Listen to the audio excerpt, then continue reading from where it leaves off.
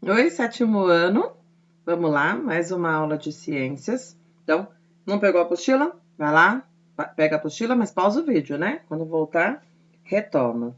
Estamos no módulo 20, apostila de número 3, página 295, e vamos falar sobre os cordados, certo? Então, tem uma imagem aí, certo? Com muitos animais, muitos que você conhece, né? Você sabe identificar. Mas fica aqui uma observação, tá bom? Os animais que eles estão representados aí, eles não estariam juntos na natureza, certo? Porque eles não pertencem aos mesmos biomas, tá? Então, e também tem mais um detalhe. Os desenhos, eles não obedecem às proporções reais, né, dos tamanhos deles. Só foram colocados assim para conseguir agrupar, né, o maior número de animais dentro de uma mesma foto, ok? Então, esses são os cordados que nós vamos estudar neste módulo, ok? E quais são as características de um animal chamado de cordado, né? Por que cordado? Então, vamos às características. Durante o desenvolvimento embrionário, certo? Então, na barriga da mãe, né, se desenvolvendo lá o filhotinho, todos os cordados apresentam uma estrutura na forma de uma corda. Por isso o nome do grupo, cordado, porque ele tem corda. Mas como assim corda? Essa estrutura, você está vendo que corda está entre aspas, né? Ela se chama notocorda, tá? Que em grego significa uma corda no dorso. Dorso é nas costas, tá? Então, olha só. Essa estrutura é importante para a formação da coluna vertebral, certo? Os cordados, certo? Pelo menos a grande maioria deles, eles vão ter uma coluna vertebral, tá? Agora, não tem coluna vertebral? É cordado? Por quê? Porque tem, quando está se desenvolvendo, né? O embrião está se desenvolvendo, ele tem uma notocorda, certo? E aí, a notocorda, então, ela é uma espécie, tá, de bastão flexível presente ao longo do corpo do embrião, certo? No dorso, nas costas, mas em todo o corpo. Então, olha só, aqui a gente tem um girino, certo? Um girino se desenvolvendo. Você lembra que girino é a fase larval, né, de um sapo. Então, ele parece um peixinho, ok? Mas aqui é um girino. Depois ele vai passar pela metamorfose e vai se transformar num sapo adulto. Sapo adulto, ele tem uma coluna vertebral, certo? Então, olha aqui um sapo adulto, ele tem coluna vertebral. Só que antes de surgir essa estrutura, quando ele ainda está dentro do ovo, na verdade, aqui, né? Ele tem uma notocorda, certo? É um bastão flexível que dá sustentação a esse ser vivo. E conforme ele vai passando o tempo, né, do desenvolvimento embrionário, ele vai, essa notocorda vai ser substituída e vai ter a coluna vertebral no lugar, certo? Filogenia dos cordados. Bom, você já conhece esse título, né? A filogenia. Então você até já imagina o que vem agora, né? Qual imagem que vem agora? Então, olha só, chegando para vocês, a imagem da filogenia dos cordados. Então, os cordados, eles podem ser divididos em 8 grandes grupos, tá? E olha aí na foto, tá bom? Nessa filogenia. Nós temos 8 grupos. Quem são? Protocordados, agnatos, peixes cartilaginosos, peixes ósseos, anfíbios, répteis, aves e mamíferos, ok? Note que todos eles possuem notocorda. Tá vendo lá embaixo a palavra notocorda? É a primeira novidade evolutiva que aparece. Tem uma linha vermelha, certo? Cortando todo esse eixo. Então, isso significa que essa novidade evolutiva notocorda, protocordados têm, agnatos têm, tá? Apareceu lá embaixo e tá seguindo esse ramo para todo mundo, então todos têm notocorda, certo? Em seguida, qual o segundo grupo? Os craniados. Qual a novidade evolutiva dos craniados? O crânio, certo? Então, olha só, crânio, a novidade evolutiva que vem para quem? Para os agnatos, para os peixes cartilaginosos, para os peixes ósseos e para todos os outros. Protocordados têm crânio? Não. Protocordados não têm crânio. Por quê? Porque crânio está após o ramo ter se dividido lá para protocordados, certo? Então, quem são os craniados? nós temos dos agnatos, olha lá o número 2, até o número 8, ok? Depois surgiu o quê? Mandíbula e coluna vertebral. Protocordado tem mandíbula? Não. Agnato tem mandíbula? Também não. Quem tem? De peixes cartilaginosos até o final, certo? E assim vão seguindo, olha, as novidades evolutivas. Até que chegam o quê? 4 pernas. 4 pernas, olha só. Os tetrápodes.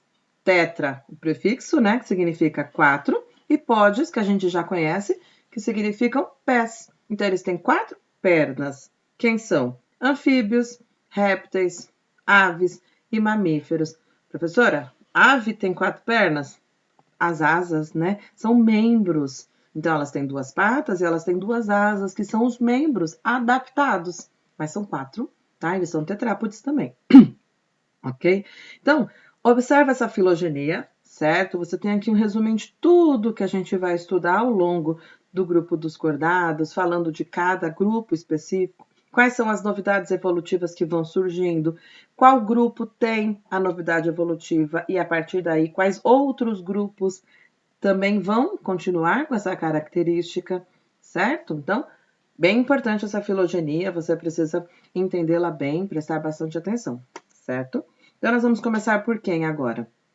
Nós vamos falar dos protocordados. Eles são os primeiros, né? Então, protocordados, olha o título, cordados, só que sem crânio, ok? Então, os cordados mais primitivos, que eram chamados de protocordados, podem ou não conservar a notocorda por toda a vida, tá? Protocordado significa primeiro cordado. Proto é de primitivo, né? De primeiro.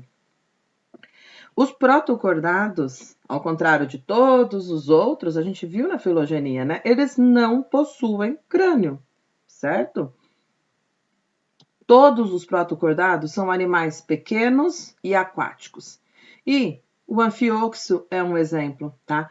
Tem outras 200 espécies, mas o anfíoxo é o que a gente sempre fala, né? Bem conhecido aí. Ele tem mais ou menos 5 centímetros, parece um peixinho, tá bom? Mas não é. Ele é um protocordado, ok? E nele, olha só, a notocorda serve de apoio, ponto de apoio para os músculos, ok? E ele não tem coluna vertebral, certo? Ele vai ficar com a notocorda. E essa notocorda, olha só, vai prender os músculos. E a ação coordenada desses músculos produz ondulações no corpo do animal que o propulsionam para frente, como os demais peixes, só que os demais peixes têm coluna, certo? E aí ele pode nadar. Então, o anfíoxo, olha só, ele vive enterrado no fundo do mar, deixando exposta aí apenas a região da boca, onde ele filtra alimentos, né, da água. Em alguns lugares do hemisfério norte, eles são usados na alimentação humana, tá? Mesmo sendo tão pequenininhos, eles têm 5, 6 centímetros, mas ele é quase um peixe, né? Ele não vai ter o espinho que às vezes incomoda, né? Então, perfeito para alimentação. Pequenininho, mas é gostosinho também, né? Olha só, chegamos na nossa primeira atividade, certo? Onde nós vamos ter aí para você traçar uma filogenia que represente a evolução dos equinodermos, lembra lá das estrelas do mar, do ouriço, dos protocordados e dos craniados, tá? Então, você vai usar as seguintes características para definir esses agrupamentos: presença de crânio, presença de esqueleto interno e presença de notocorda em alguma fase da vida, tá? E aí você vai fazer uma filogenia com essas características e esses seres vivos, ok? Vamos lá agora para o outro grupo, que são os cordados com crânio. E aí a gente chama esse grupo, né, dos craniados, certo? Tem crânio, então, craniados. Os primeiros cordados craniados surgiram há cerca de 500 milhões de anos. Então, beleza, tem crânio, mas olha, apesar de possuírem crânio, eles não apresentavam mandíbula, tá? E por isso eles receberam o nome de agnatos, que em latim quer dizer sem queixo, tá? Então, para quem não lembra, o que é mandíbula? Mandíbula é aquela estrutura, né, articulada que permite abrir e fechar a boca, certo? E esses craniados, os primeiros craniados, Tem crânio? Tem, protegendo lá o sistema nervoso, né? Protegendo o cérebro, uma estrutura bem rígida, né? O osso do crânio, mas não tem como abrir e fechar a boca. Então, como que eles ficam? Então, eles ficam sempre com a boca aberta.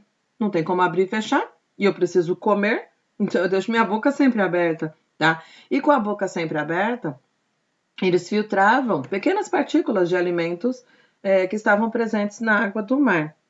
Eles eram pequenos, eles mediam um pouco mais de um palmo, então de 20 a 30 centímetros de comprimento, e apresentavam na cabeça uma espécie de carapaça externa. Lembra que eu estou descrevendo, certo? Os primeiros craniados, certo? Então, aqui nós temos a imagem de um que já é extinto, tá? Craniado, sem mandíbula, e na cabeça uma espécie de carapaça, certo? Que protegia essa parte central aí do sistema nervoso dele, certo? Agora, os agnatos atuais. Como são os agnatos atuais? Ok? Então, atualmente tem poucas espécies mesmo, tá? Mas nós temos ainda as lampreias e as feiticeiras. Olha ela aí nas imagens de vocês, tá? Elas, olha aí na imagem, elas têm boca circular, sem mandíbulas. Só que na boca, olha só, ela tem dentículos que ajudam a obter o seu alimento. Então, como elas fazem isso? As lampreias, elas podem parasitar peixes, como os tubarões, alimentando-se dos seus tecidos e de sangue. A lampreia que está na imagem B, ok? Elas se fixam no corpo do tubarão pela boca, certo? E com os dentículos e a língua, elas raspam a pele do hospedeiro até perfurar, ok? Então, ela vai raspando a pele, né? E depois ela consegue se alimentar do sangue do tubarão. Encosta com a boca, raspa com os dentículos e vai sugando, certo? A imagem B é da lampreia. E a imagem A é da feiticeira, também chamada de peixe-bruxa. Elas vivem no fundo dos mares e se alimentam de vermes, de peixes que estão debilitados ou já estão mortos, e aí a gente fala que ela é um ser vivo saprófago, né? E também ela pode comer pequenos crustáceos, e aí ela é chamada de predadora, ok? Então, na imagem A, uma característica importante que vocês precisam pegar aí é que a feiticeira, que está na imagem a notocorda, ela fica por toda a vida. Ela não vai ter coluna, certo? A notocorda vai ficar aí por toda a vida, certo? E esse animal, ele tem mais ou menos 70 centímetros de comprimento. Na lampreia, que é a imagem B, a notocorda também persiste por toda a vida, porém é recoberta por pequenas estruturas duras que se articulam. E aí esse animal pode atingir 1 metro de comprimento, ok? Chegamos na atividade de número 2. Você tem aí um criptograma para preencher, certo? Então, lembra, para letras iguais, números iguais. E no espaço, né, que está aí os retângulos verdes aí em destaque, vai aparecer um dos principais representantes dos cordados, ok? Quem é o cordado mais estudado, né? Protocordado, na verdade, mais estudado, o representante principal. Ele vai aparecer nesses retângulos em verde, tá bom? Você vai responder também os testes, certo? Vai fazer a sua tarefa de casa. Na página 300, você tem a tarefa de casa também, que é um mapa conceitual. Então, ótimo, pare para fazer com atenção, preencha os elementos de ligação, os conceitos. Nossa, professora, qual palavra que eu vou usar? Olha aí na página 301, eles já deram as palavras para você completar o mapa conceitual. É só encaixar no local, né, no lugarzinho certo, e o mapa conceitual vai estar completo, certo?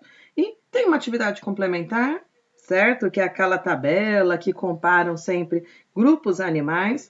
E essa tabelinha você vai completar com informações dos cordados sem crânio e com crânio, certo? Até mais então, pessoal. Até a próxima. E na aula online eu corrijo a lição, ok?